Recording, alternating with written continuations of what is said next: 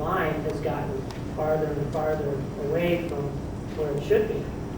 But I do believe in a social safety net. The government has a role in taxing us to protect those who cannot protect themselves.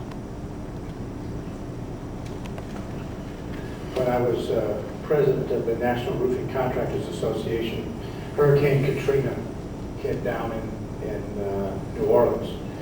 And I spearheaded an effort by the U.S. roofing industry to not only do roofing work for free in the area, but we also collected $8 million in donations.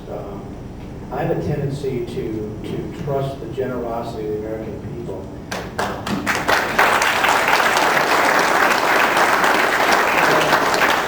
I also trust the generosity of our churches and temples as well.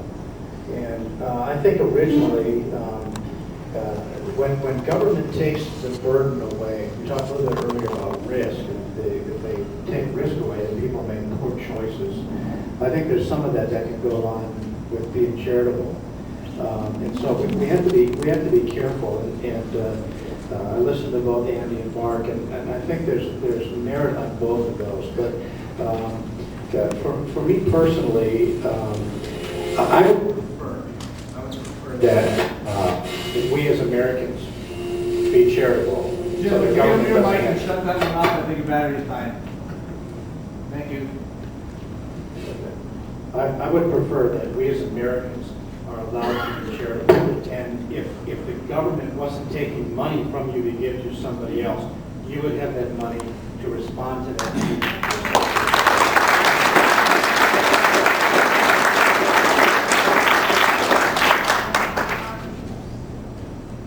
Yeah. First of all, I'd like to thank all three of you for committing the time and effort that it takes to run for public office. And I'd appreciate it if you gentlemen would take a few minutes to talk about foreign policy, specifically in the Middle East. When it's acceptable to risk American soldiers, the lives of American soldiers. I'm sure we all know someone that's serving our country. And if time permits, just foreign policy in general.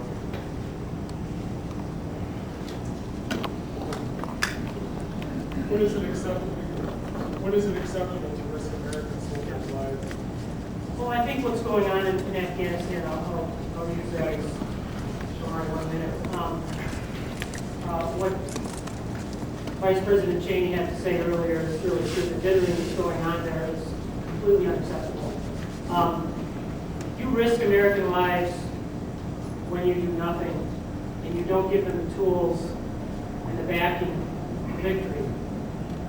The Commander-in-Chief needs to define victory, tell the troops what it is, give the generals all the tools, go get it done, and bring them home.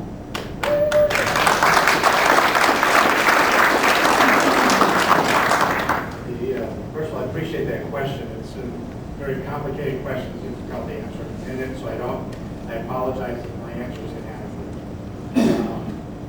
The Middle East is a training, and we have to admit it. There is a culture there that, for many Americans, we don't fully understand. Over the course of my life, I've had a chance to travel to 21 different countries. I've had a chance to see a lot of how these cultures interact and react.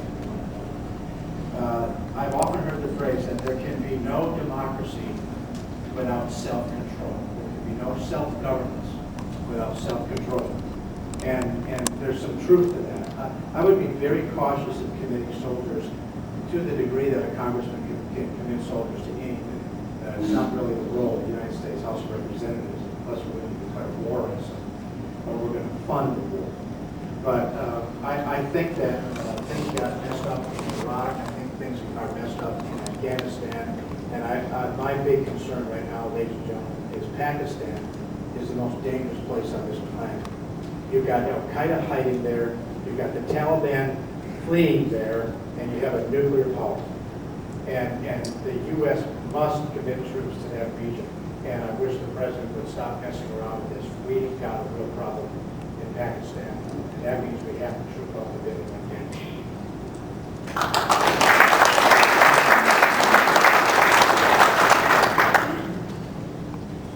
spent 10 years in the military. I was in the Navy for 8 years and in the Army for 2. What I found out was that I was a sailor more than I was a soldier.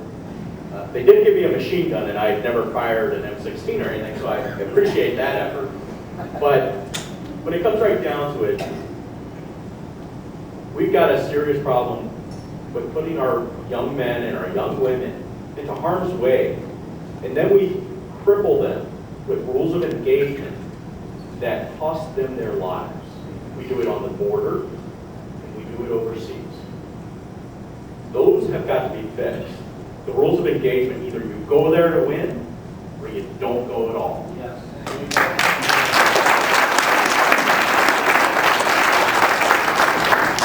Every time that we save a civilian's life over there, we cost ourselves one of our kids.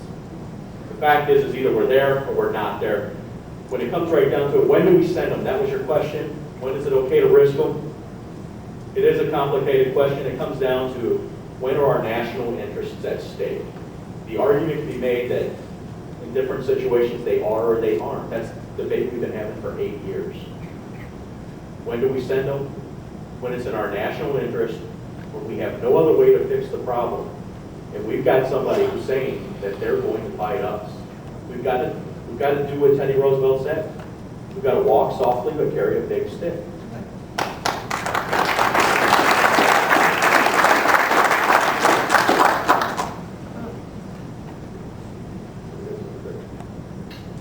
Okay, boy, your last answers are really tempting, and I'd love to jump into that one, but I'm going to stick with what I started with.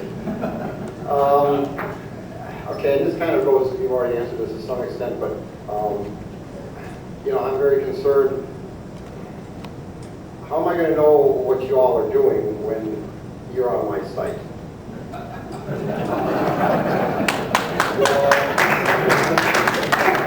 This year, we've gotten this time and again, and you know, I don't know, a couple of you have voting records, okay, that's fine.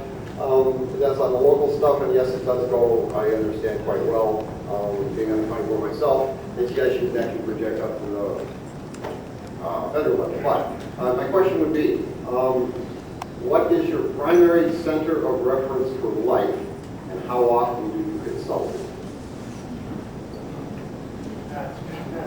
I like that question a lot. My primary center of life is founded in my personal faith. As a Christian man, my father was a minister, I have 3 brothers who are pastors, and 1 son is a pastor. There is a compass that's in place in my life that directs me. And as a result of that, I'm okay with people checking into me. I'm okay with people vetting me. There is a bent in my conscience, in my heart for compassion. And so when I answered your question about letting you be compassionate, I believe that to the bottom of my very being, very core. And but that's my compass, and I refer to it daily. I guess that's the only answer I can.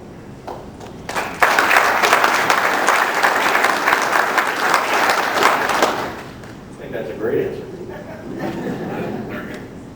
If you don't have anybody around you, and this is something I've learned as a defense attorney, is if you don't have a support system around you, you will fall off the edge. You have to be able, and my family's here tonight, they are the folks that I turn to. Even my kids. My son is 12. The tax rolls, they're naturally going to vote to not pay taxes. And they're going to vote to take as much as they can. 52% of the U.S. population is on some entitlement from the government, or they work for the government. It's going to be hard to turn this around. But the first step you do is you change the tax law so every wage earner in the U.S. pays some tax. I want every American to have skin in the game. And then you'll see, instead of 100, 150, or 200, you'll see 2,000 or 3,000 people